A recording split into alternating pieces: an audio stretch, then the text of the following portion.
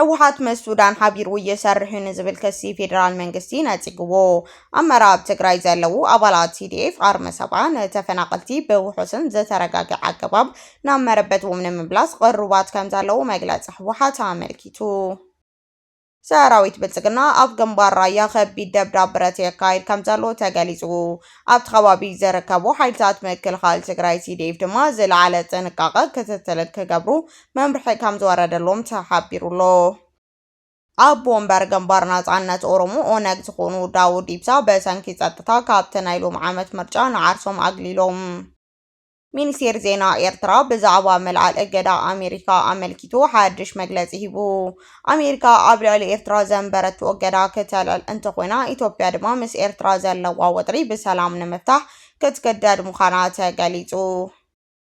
ክልተ ደቁ ብምቕታል ዝተኸሰሰ ኤርትራዊ ናብ ቤት ፍርዲ ቀሪቡ ነፋሪት ውግእ ዝፀዓነት መርከብ ፈረንሳይ ናብ ቀይሕ ባሕሪ ወሽመጥ ሃርሙዝ ተጓዓዝ ከም ዘላ ተሓቢሩ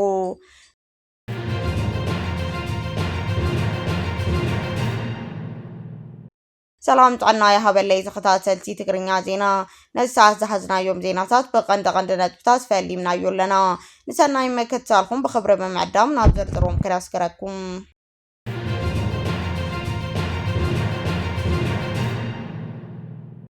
ህወሓት ምስ ሱዳን ሓቢሩ እየሰርሕ ንዝብል ከሲ ፌደራል መንግስቲ ነፂግዎ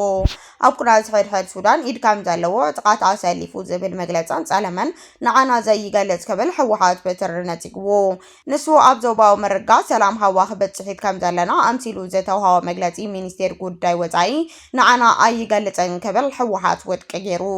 እዚ ውድብ ትማሊ 28 ሚያዝያ 2018 ዓመተ ምህረት ኣብ ዘውፅኦ ወግዓዊ መግለፂ እቲ ብወገን መንግስቲ ፌደራል ቀረበሉ ከሲ ንሓቂ ብምጥምዛዝ ካብ ዘለዎም ጸገማት ንምሕዳም ዝዓለመ ናይ ሓሶት ወራዩ ኢሉ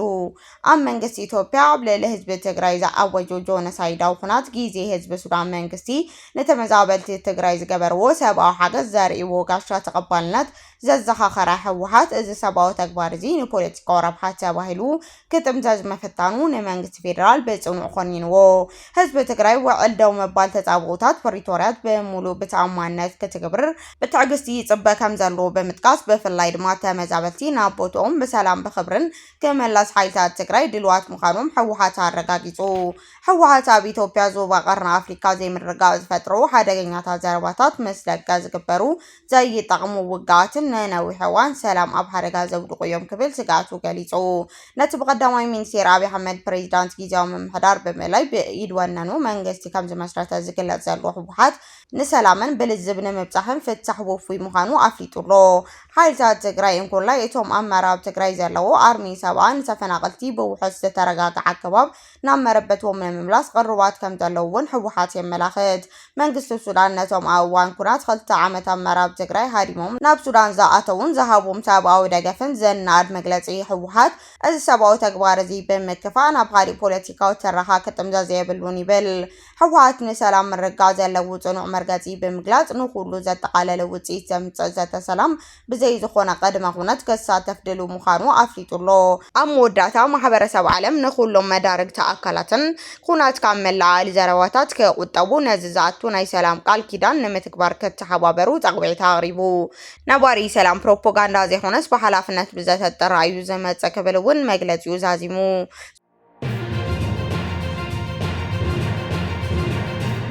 ሰራዊት ብልጽግና ኣብ ግንባር ራያ ከቢድ ደብዳብ ብረት የካይድ ከም ዘሎ ተገሊጹ ኣብቲ ከባቢ ዝርከቡ ሓይልታት ምክልኻል ትግራይ CDF ድማ ዝለዓለ ጥንቃቐ ክትትል ክገብሩ መምርሒ ከም ዝወረደሎም ተሓቢሩሎ ካብ ዕለት 28 ሚያዝያ 2018 ዓመተ ምህረት ንግሆ ሰዓት 4 ጀሚሩ ኣብ ግንባር ራያ ብፍላይ ድማ ብኣንፈት ዋጃን ኣላማጣን ካብ ወገን ሰራዊት ምክልኻል ፌደራል ዝተተኮሰ ናይ ከቢድ ብረት ደብዳብ ከም ዝተካየደ ተፈሊጡ እቲ ደብዳብ ካብ ኣንፈት ቆቦ ተላዒሉ ናብ ዝተፈላለዩ ናይ ገጠር ቀበሌታት ዘነፀረ ኮይኑ ኣብ ልዕሊ ሰላማውያን ሰባት ንብረት ከቢድ ስጋት ፈጢሩ ይርከብ። ብፍላይ ኣብ ወረዳ ኣለማጣ ጣብያ ጥሙጋ ኩባ ቀረንሳ ተባሂሉ ኣብ ዝፅዋዕ ቦታ 5 ናይ መዳፍዕ ጥይት ብምውዳቑ ኣብ ልዕሊ ሰባት ከቢድ ናይ ምቁሳል ሓደጋ ኣብፂሑሎ። ኣብዚ ሕዚ እዋን ኣብ ከተማ ዋጃን ኣለማጣን ሓይልታት መከላኸሊ ትግራይ TDF ዝርከቡ ክኾኑ ከለው ኣብቶም ጎኒ ንጎኒ ዘለው ናይ ገጠር ቀበሌታት ድማ ዕጡቃት ፋኖ ይንቀሳቀሱ ከም ዘለው ተሓቢሩ። እዚ ኣብ ልዕሊ ንጹሃን ሰባት ጉድኣት ዘውርድ ዘሎ ናይ ከቢድ ብረት ተኩሲ ኣብቲ ከባቢ ዝነብሩ ህዝቢ ኣብ ኣብይ ራዕሪ ንክወድቁ ገይርዎም ኣሎ። ምስ ተፈጢሩ ዘሎ ውጥረት ተተሓይዞ ኣብቲ ከባቢ ዝርከቡ ሓይልታት መከላኸሊ ትግራይ TDF ዝለዓለ ጥንቃቐ ክትትል ክገብሩ መምርሒ ከም ዝወረደሎም ተሓቢሩሎ።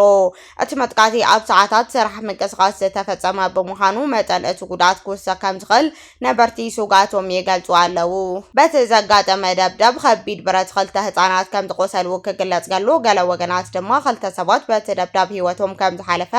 እንዳገለጹ ይርከቡ። ዝኸበርኩም ተኸታተልቲ ትግርኛ ዜና ኣብቲ ከባቢ ዘሎ ኩነታት ብምክትታል ተወሳኺ ሓበሬታ ምስ ዝርከቡ ክነቕርበልኩም ምዃንና ክንገልጽ ንፈቱ።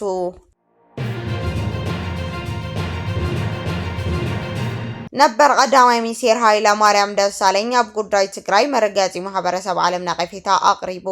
ኣብ 12 ክሳብ 18 ኢትዮጵያ ዝመርሐ ቀዳማይ ሚኒስትር ሃይለማርያም ደሳለኝ ኣብ መጽሔት ፎረም ፖሊሲ ኣብ ዝጸሓፍዎ አንቀጽ መራሕቲ ትግራይ ህወሓት ነቲ ዘሎ ሕማቕ ኩነታት ተጠቒሞም ንገበናቶም መሀቢ ይገብርዎ ከም ዘለው ገሊጹ። ሃይለማርያም ደሳለኝ ኣብ ጽሑፍ ከም ዝሓበሮ መራሕቲ ትግራይ ነዚ ዘሎ ኩነታት ከም ዕድል ብምጥቃም ዓለም ለኻዊ ድንጋጸ ንምርካብ ይጸሩ ኣለው። አንድ ዕላምኦም ድማ ኣብ ሕሉፍ እዋናት ንዝሰርሕዎ ገበናት ምህረት ከረኽቡ ዝዓለመ ምዃኑ ኣመላኺቱ። ብተወሳኺ እቲ ነባር ቀዳማይ ሚኒስትር ኣብ ልዕሊ ማሕበረሰብ ዓለም ዘለዎም ነቐፌታ ከም ዝክብል ገሊጽዎ። አንዲ ጸገም ማሕበረሰብ ዓለም ኣብ ልዕሊ ኢትዮጵያ ካብ ዘለዎም ዘይምዕሩይ ሞራላዊ ግምት ዝነቅል ምዃኑ ተሓቢሩ።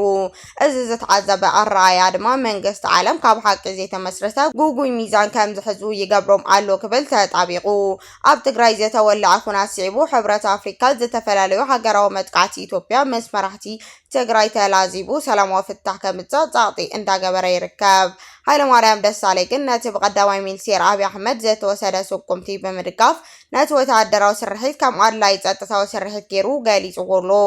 ኣብ ገለ ተጋሩ ብሰንኪ ዓሌቶምን ወጽዓ በደልን ይበጽሖም ኣሎ ዝበለ ብተደጋጋሚ ዝተልዓለ ክሲ ሃይለማርያም ደሳለኝ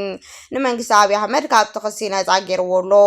መምሕዳር ኣብይ ኣሕመድ ከምዚ ዓይነት ዓሌታዊ መጥቃዕቲ ኣይፈጸምናን ክብል እቲ ጸብጻብ ነቲ ክሲ ከም ዝነጸጎ ይግለጽ።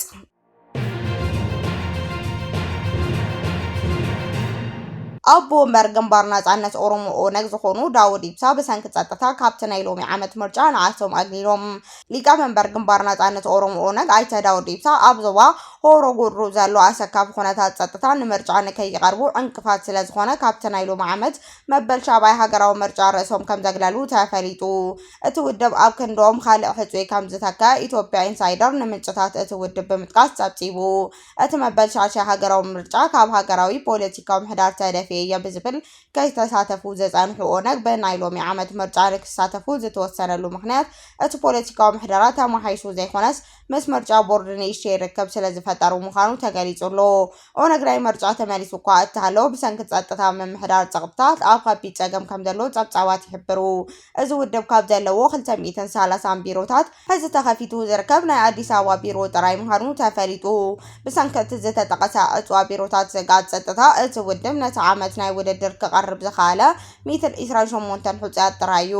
ብዘይካ ኣይተ ዳውድ ኢብሳ ካልኦት ላዕለዎት ኣመራርሓ እቲ ውድብ እውን በተመሳሳሊ ናይ ጸጥታ ስጋት ውልቃዊ ምክንያት ንህፁይነት ከም ዘይቀርቡ ተሓቢሩሎ።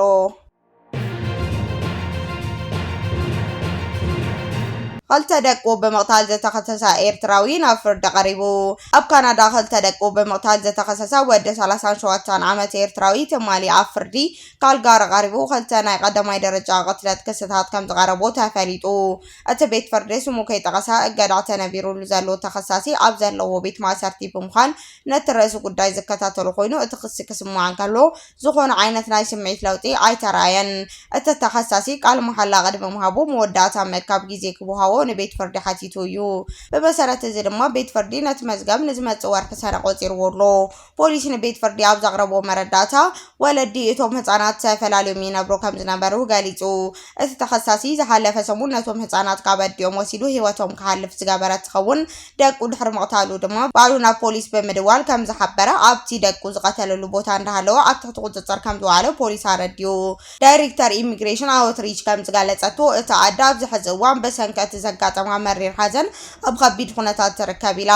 እዚ መሪር መርደብ ምስ ዝስማዕ ምግቢ ምብላዕ ኣቋሪፃ ምስ ዝኾነ ሰብ ኣይትዛረብን ኣዝያ ድማ ተደክም ኣላ ዝበለት እታ ዳይሬክተር ናይ ማሕበረሰብ ደገፍ ከም ዘድልያ ገሊጻ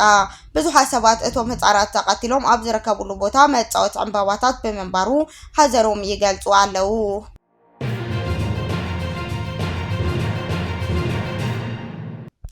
ሚኒስቴር ዜና ኤርትራ ብዛዕባ መላል እገዳ ኣሜሪካ ኣሜልኪቱ ሓድሽ መግለጺ ሂቡ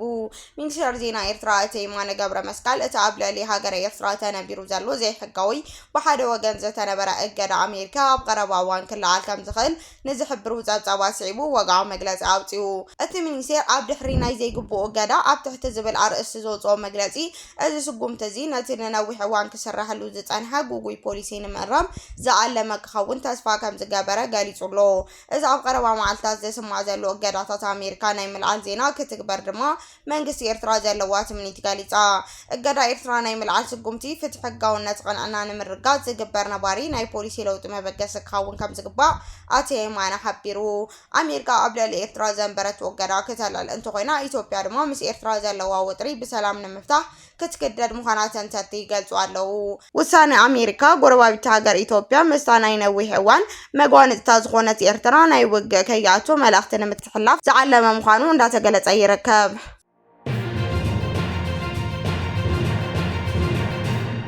ነፋሪት ውግእ ዝጻዕነት መርከብ ፈረንሳይ ናብ ቀይሕ ባህር ወሽመጥ ሃርሙዝ ተጓዓዝ ከም ዘላ ተሓቢሩ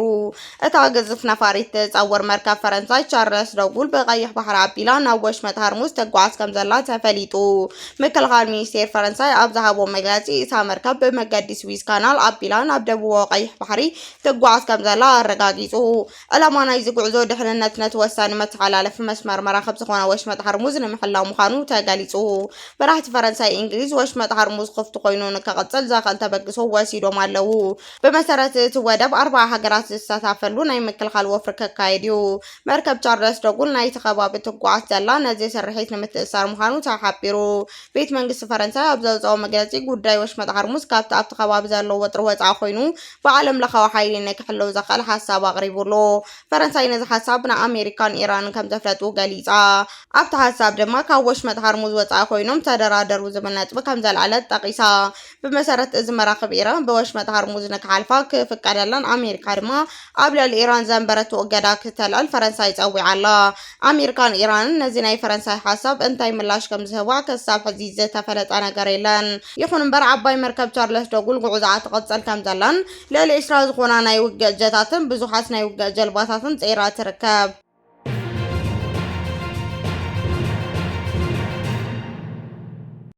ክቡራትን ፍትዋትን ተኸታተልቲ ዜናታትና ንሳት ዘዳለናዮም ሓደሽቲ ምዕባለታትን እዋናዊ ሓበሬታታትን ኣብ ትእዛዝ ይምና ኣለና ንምክትታልኩም ነመስግን